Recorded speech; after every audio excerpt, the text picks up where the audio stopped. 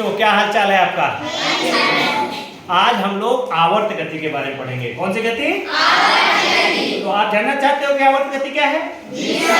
देखो, जब कोई कण अपने एक निश्चित मार्ग को बार बार दोहराता है तो ऐसी गति को हम आवर्त गति कहते हैं। जैसे आपके सामने एक हमने लोलक ले लिया है और इसमें एक गोलक ऐंठन रहित धागे से बंधा है।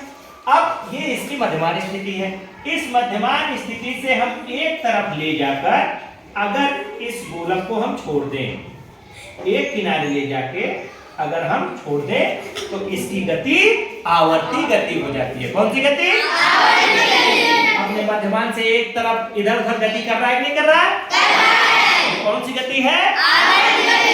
आवर्त गति।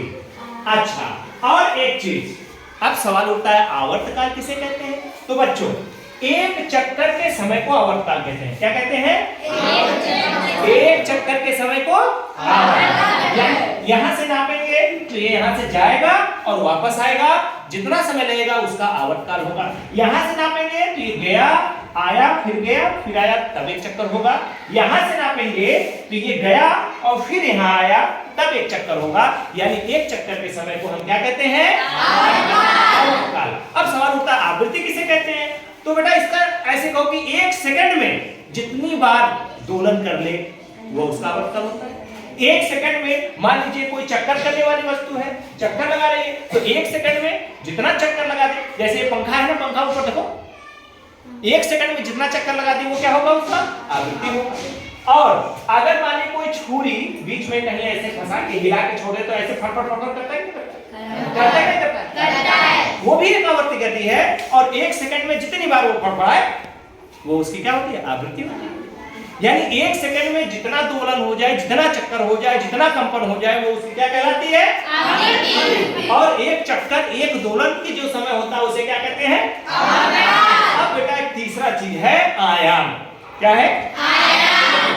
मध्यमान स्थिति से एक तरफ, मध्यमान स्थिति से एक तरफ जो अधिकतम विस्थापन होता है उसी को हम क्या कहते हैं? आयाम। मध्यमान स्थिति के एक तरफ जो अधिकतम विस्थापन होता है उसे क्या कहते हैं? आयाम।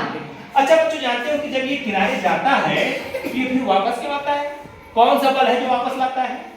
वह बल है प्रत्यानयन बल। कौन सा बल? प्रत्यानयन बल के कारण इसको यहाँ छोड़ते हैं तो फिर वापस मध्यमान स्थिति में आता है। इधर जाता है, फिर प्रत्यानयन बल फिर उसको मध्यमान स्थिति में लाने का प्रयास करता है। तो ये आज हम लोगों ने क्या पढ़ा बेटा? कौन सी गति? समझ में आया कि नहीं आया?